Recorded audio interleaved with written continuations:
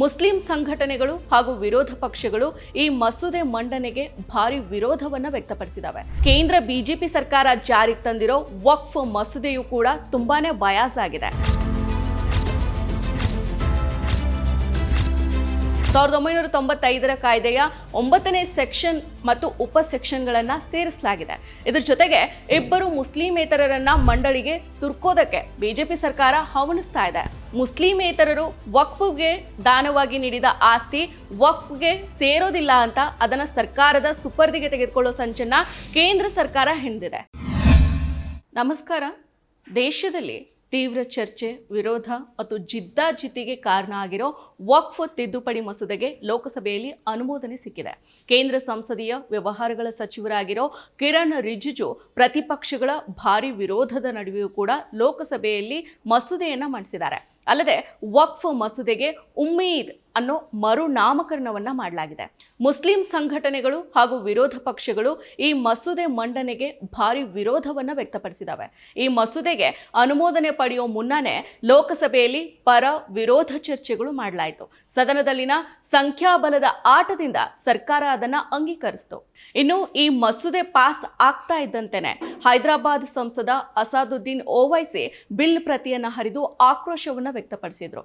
ಇನ್ನೊಂದು ಕಡೆ ಕಾಂಗ್ರೆಸ್ ನಾಯಕ ಬಿಕೆ ಹರಿಪ್ರಸಾದ್ ಕೇಂದ್ರದ ಮೋದಿ ಸರ್ಕಾರಕ್ಕೆ ಹೊಸ ಚಾಲೆಂಜ್ ಅನ್ನ ಹಾಕಿದ್ರು.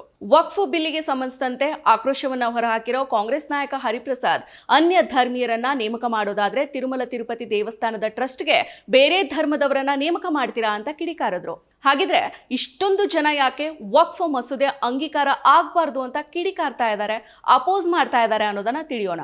ಒಂದು ಸಂಸ್ಥೆಯ ಕಾರ್ಯದಕ್ಷತೆಯನ್ನು ಹೆಚ್ಚಿಸೋದಕ್ಕೆ, ಪಾರದರ್ಶಕತೆಯನ್ನು ತರೋದಕ್ಕೆ ಲೋಕಸಭೆಯಲ್ಲಿ ಕಾನೂನನ್ನ ರಚನೆ ಮಾಡಿ ಜಾರಿಗೆ ತಂದರೆ ಇದಕ್ಕೆ ಯಾರೂ ಕೂಡ ತಕರಾರನ್ನ ಮಾಡೋದಿಲ್ಲ. ಆದರೆ ಅದೇ ಕಾರ್ಯದಕ್ಷತೆ, ಪಾರದರ್ಶಕತೆ ಹೆಚ್ಚಿಸ್ತೇವೆ ಅಂತ ಸುಳ್ಳನ್ನ ಹೇಳಿ ತುಂಬಾನೇ ಬಯಾಸ್ ಆಗಿರೋ ಹಾಗೇನೆ ಅಪಾರದರ್ಶಕವಾಗಿ ಇರೋ ಕಾನೂನನ್ನ ಕೇಂದ್ರ ಬಿಜೆಪಿ ಸರ್ಕಾರ ಜಾರಿಗೆ ತಂದಿದೆ. ಈಗ ಕೇಂದ್ರ ಬಿಜೆಪಿ ಸರ್ಕಾರ ಜಾರಿಗೆ ತಂದಿರೋ ವಕ್ಫ್ ಮಸೂದೆಯು ಕೂಡ ತುಂಬಾನೇ ಬಯಾಸ್ ಆಗಿದೆ.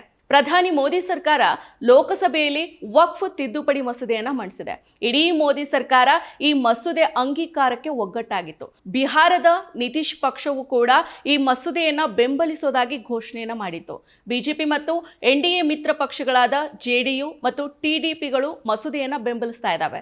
ಇನ್ನು ಕಾಂಗ್ರೆಸ್ ನೇತೃತ್ವದ ವಿರೋಧ ಪಕ್ಷವು ಕೂಡ ಈ ಮಸೂದೆಯನ್ನ ವಿರೋಧ ಮಾಡ್ತಾ ಇದೆ. ಕಾಂಗ್ರೆಸ್ ಅಷ್ಟೇ ಅಲ್ಲ, ಆರ್ಜೆಡಿ, ಟಿಎಂಸಿ, ಡಿಎಂಕೆ, ಎಐಎಂಐಎಂ ಮತ್ತು ಎಸ್ಪಿ ಮತ್ತು ಅಖಿಲ ಭಾರತ ಮುಸ್ಲಿಂ ವೈಯಕ್ತಿಕ ಕಾನೂನು ಮಂಡಳಿ ಇದನ್ನ ವಿರೋಧ ಮಾಡಿದೆ. ಈ ಮಸೂದೆ ಸಂಪೂರ್ಣವಾಗಿ ಸುಳ್ಳನ್ನ ಆಧರಿಸಿದೆ ಮತ್ತು ಕಳೆದ 6 ತಿಂಗಳಿನಿಂದ ಈ ಬಗ್ಗೆ ತಪ್ಪು ಮಾಹಿತಿಯನ್ನ ಪ್ರಚಾರ ಮಾಡಲಾಗ್ತಾ ಇದೆ. ಬಿಜೆಪಿಯ ನಕಲಿ ಕಾರ್ಖಾನೆಯು ತಪ್ಪು ಮಾಹಿತಿಯನ್ನ ಹರಡುವಲ್ಲಿ ತೊಡಗಿದೆ ಅಂತ ಕಾಂಗ್ರೆಸ್ ನಾಯಕರು ಆಕ್ರೋಶವನ್ನ ವ್ಯಕ್ತಪಡಿಸಿದ್ದಾರೆ. ಭಾರತೀಯ ಜನತಾ ಪಕ್ಷ ಕೋಮು ಧ್ರುವೀಕರಣವನ್ನ ಉತ್ತೇಜಿಸ್ತಾ ಇದೆ ಮತ್ತು ವಕ್ಫ್ ತಿದ್ದುಪಡಿ ಮಸೂದೆಯು ಅಸಂವಿಧಾನಿಕ ಮತ್ತು ಸುಳ್ಳಿನಿಂದ ಕೂಡಿದೆ. ಸಂಸದೀಯ ಸಮಿತಿಯಲ್ಲಿನ ವಿರೋಧ ಪಕ್ಷದ ಸದಸ್ಯರ ಯಾವುದೇ ಶಿಫಾರಸುಗಳನ್ನ ಮಸೂದೆಯಲ್ಲಿ ಸೇರಿಸಲಾಗಿಲ್ಲ ಅಂತ ಹೇಳಿದ್ದಾರೆ. ಈ ಮಸೂದೆ ವಕ್ಫ್ ಆಸ್ತಿಗಳನ್ನ ದುರ್ಬಲಗೊಳಿಸುತ್ತೆ ಮತ್ತು ಸರ್ಕಾರದ ಹಸ್ತಕ್ಷೇಪವನ್ನ ಹೆಚ್ಚಳ ಮಾಡುತ್ತೆ ಅಂತ ಹೇಳ್ಕೊಳ್ತಾರೆ.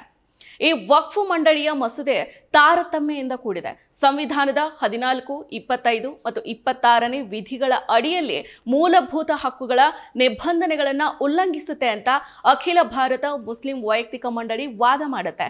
ಈ ಮಸೂದೆಯು ಅಸಂವಿಧಾನಿಕ ಮತ್ತು ವಿಭಜಕ ಅನ್ನೋದು ಪ್ರತಿಪಕ್ಷಗಳ ವಾದ ಆಗಿದೆ. ಹಾಗಿದ್ರೆ ಈ ವಕ್ಫ್ ಮಸೂದೆಯ ಹಿಂದಿನ ಹುನ್ನಾರ ಏನಿದೆ? ಮೊದಲನೇದಾಗಿ ವಕ್ಫ್ ಆಸ್ತಿಗಳ ಸರ್ವೆಗಳನ್ನ ಈ ಹಿಂದೆ ರಾಜ್ಯ ಸರ್ಕಾರ ನೇಮಿಸಿದ ಸರ್ವೆ ಆಯುಕ್ತರು ನಡೆಸ್ತಾ ಇದ್ರು. ಈ ಪ್ರಕ್ರಿಯೆಯಲ್ಲಿ ಸರ್ಕಾರದ ನೇರ ಹಸ್ತಕ್ಷೇಪ ಕಡಿಮೆ ಇರ್ತಾ ಇತ್ತು. ಆದ್ರೆ ಹೊಸ ಮಸೂದೆಯಲ್ಲಿ ಸರ್ವೆ ನಡೆಸೋ ಅಧಿಕಾರವನ್ನ ಜಿಲ್ಲಾಧಿಕಾರಿಗಳಿಗೆ ವರ್ಗಾವಣೆ ಮಾಡಲಾಗಿದೆ. ಜಿಲ್ಲಾಧಿಕಾರಿಗಳು ಕೇಂದ್ರ ಸರ್ಕಾರದ ಅಧೀನಕ್ಕೆ ಒಳಪಡೋದ್ರಿಂದ ಸರ್ಕಾರ ನೇರವಾಗಿ ಹಸ್ತಕ್ಷೇಪ ಮಾಡೋದಕ್ಕೆ ಅವಕಾಶ ಆಗುತ್ತೆ.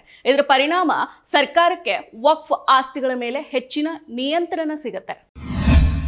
ನಿಮ್ಮ ಈ ದಿನ .com ನಮ್ಮ ಕರ್ನಾಟಕ ಎಂಬ ವಿಶೇಷ ಸಂಚಿಕೆಯನ್ನು ನಿಮಗಾಗಿಯೇ ಹೊರತಂದಿದೆ.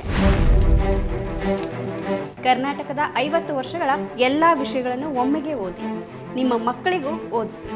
ಇನ್ನೇಕೆ ತಡ, ಕರೆ ಮಾಡಿ ಅತ್ಯುತ್ತಮ ಪುಸ್ತಕವನ್ನು ನಿಮ್ಮದಾಗಿಸಿಕೊಳ್ಳಿ.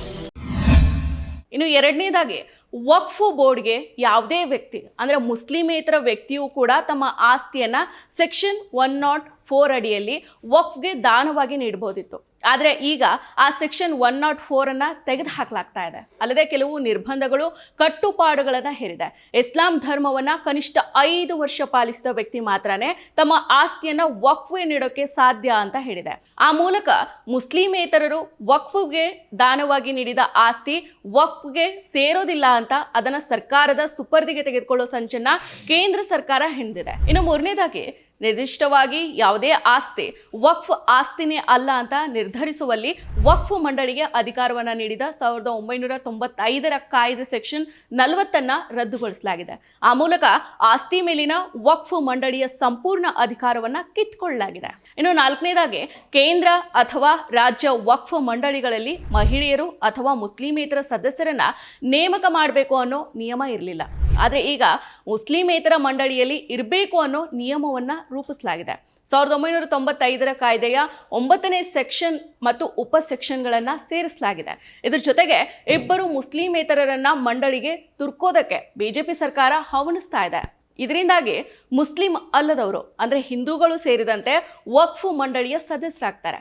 ಇದು ವಕ್ಫ್ ಆಸ್ತಿ ಮತ್ತು ಮಂಡಳಿಯಲ್ಲಿನ ನಿರ್ಧಾರ ನಿರ್ವಹಣೆಯ ಮೇಲೆ ಪರೋಕ್ಷವಾಗಿ ಸರ್ಕಾರ ನಿಯಂತ್ರಣವನ್ನ ಸಾಧಿಸೋ ಹುನ್ನಾರವನ್ನ ಹೊಂದಿದೆ. ಇನ್ನು 5ನೇದಾಗಿ, ಲೆಕ್ಕ ಪರಿಶೋಧನೆಯ ಅಧಿಕಾರವನ್ನ ವಕ್ಫ್ ಮಂಡಳಿಯಿಂದ ಕಸಿದುಕೊಳ್ಳೋದಕ್ಕೆ ಕೇಂದ್ರ ಸರ್ಕಾರ ಮುಂದಾಗಿದೆ.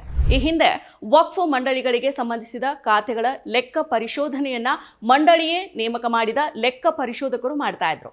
ಆದ್ರೆ ಅದನ್ನ ರದ್ದುಗೊಳಿಸಲಾಗಿತ್ತು. ವಕ್ಫ್ ಆಸ್ತಿಯನ್ನ ಕೇಂದ್ರ ಸರ್ಕಾರ ತನ್ನಿಚ್ಛೆಯಂತೆ ಲೆಕ್ಕ ಪರಿಶೋಧನೆ ಮಾಡಬಹುದು ಅಂತ ಮಸೂದೆಯಲ್ಲಿ ಉಲ್ಲೇಖ ಮಾಡಿದೆ. ಅದರ ಜೊತೆಗೆ ಭಾರತದ ಕಂಟ್ರೋಲರ್ ಮತ್ತು ಆಡಿಟರ್ ಜನರಲ್ ಮೂಲಕ ಲೆಕ್ಕ ಪರಿಶೋಧಕರನ್ನ ನೇಮಿಸಿ ವಕ್ಫ್ ಮಂಡಳಿಯ ಆದಾಯದ ಮೇಲೆ ಹದ್ದಿನ ಕಣ್ಣನ್ನ ಇಡೋದಕ್ಕೆ ಸರ್ಕಾರ ಮುಂದಾಗಿದೆ. ಇನ್ನು 6ನೇದಾಗಿ, ತಲೆಮಾರುಗಳ ಬಳಕೆಯಿಂದಾಗಿ ವಕ್ಫ್ ಆಸ್ತಿ ಅಂತ ಘೋಷಿಸಲ್ಪಟ್ಟಿರೋ ಆಸ್ತಿಯನ್ನ ಕಸಿದುಕೊಳ್ಳೋದಕ್ಕೆ ಈ ಸರ್ಕಾರ ಮುಂದಾಗಿದೆ.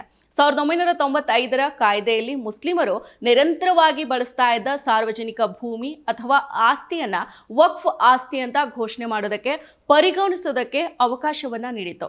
ಆದರೆ ಈಗ ಆ ಅವಕಾಶವನ್ನ ಸರ್ಕಾರ ಕಿತ್ಕೊಳ್ತಾ ಇದೆ. ಹಾಗೇನೆ ಯಾವುದೇ ವಕ್ಫ್ ಆಸ್ತಿಯನ್ನ ಜಿಲ್ಲಾಧಿಕಾರಿ ಕಚೇರಿಯಲ್ಲಿ ನೋಂದಣಿ ಮಾಡಿಸೋದನ್ನ ಕಡ್ಡಾಯಗೊಳಿಸೋದಕ್ಕೆ ಮಸೂದೆಯಲ್ಲಿ ಪ್ರಸ್ತಾಪಿಸಲಾಗಿದೆ. ಇದರಿಂದ ಆಸ್ತಿ ಮೌಲ್ಯಮಾಪನ ಮಾಡಲಾಗುತ್ತೆ. ವಕ್ಫ್ ಮಂಡಳಿಯಲ್ಲಿ ಸೇವೆ ಸಲ್ಲಿಸಿದವರಿಗೆ ನೀಡಲಾಗ್ತಾ ಇರೋ ಭತ್ಯೆಗಳ ಮೇಲೆಯೂ ಕೂಡ ಕಣ್ಣನ್ನ ಇಟ್ಟಿರೋ ಸರ್ಕಾರ ಸೆಕ್ಷನ್ 72 ತಿದ್ದುಪಡಿಗೆ ಸೂಚಿಸಿದೆ. ವಕ್ಫ್ ವಾರ್ಷಿಕ ಆದಾಯದಲ್ಲಿ 7% ಮಂಡಳಿಯಲ್ಲಿ ಸೇವೆ ಸಲ್ಲಿಸಿದವರಿಗೆ ಭತ್ಯೆಯಾಗಿ ನೀಡಲಾಗ್ತಾ ಇತ್ತು.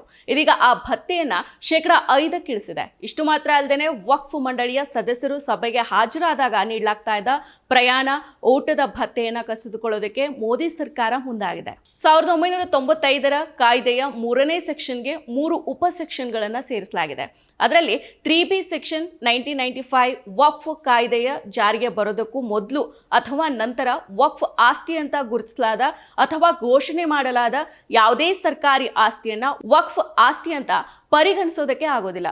ಒಂದ್ ವೇಳೆ ವಕ್ಫ್ ಆಸ್ತಿ ಅಂತ ಗುರುತು ಮಾಡಲಾಗಿದ್ದ ಆಸ್ತಿ ಸರ್ಕಾರಕ್ಕೆ ಸೇರಿದ್ದೆ ಅಂತ ಪ್ರಶ್ನೆ ಏನಾದರೂ ಬಂದ್ರೆ ಜಿಲ್ಲಾಧಿಕಾರಿ ಸರ್ವೆನ ನಡೆಸಿ ನಿರ್ಧಾರವನ್ನ ಕೈಗೊಳ್ಳಬಹುದು ಅಂತ ಹೇಳಿದೆ.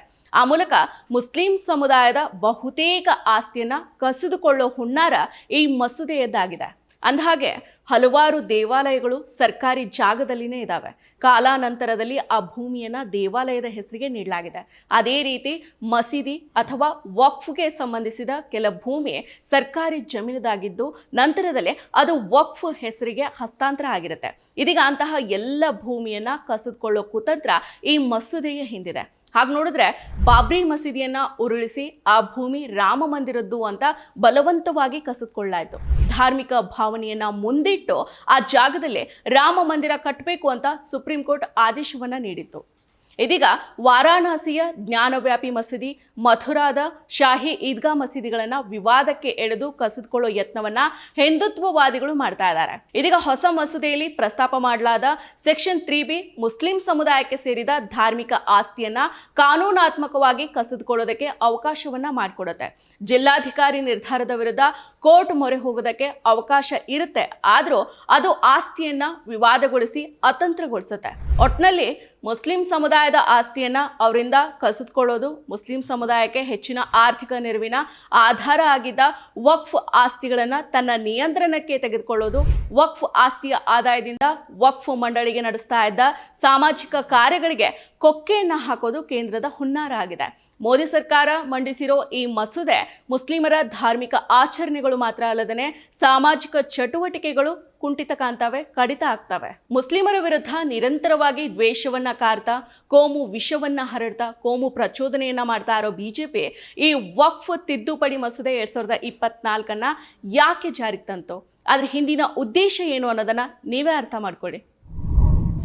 ಮತ್ತಷ್ಟು ವಿಶೇಷ ವಿಡಿಯೋಗಳನ್ನು ನೋಡಲು ಮತ್ತು ಹೊಸ ವಿಡಿಯೋಗಳ ಬಗ್ಗೆ ತಿಳಿಯಲು ಈ ದಿನ .com ಯೂಟ್ಯೂಬ್ ಚಾನೆಲ್ ಸಬ್ಸ್ಕ್ರೈಬ್ ಮಾಡಿ ಮತ್ತು ಬೆಲ್ ಐಕಾನ್ ಕ್ಲಿಕ್ ಮಾಡಿ.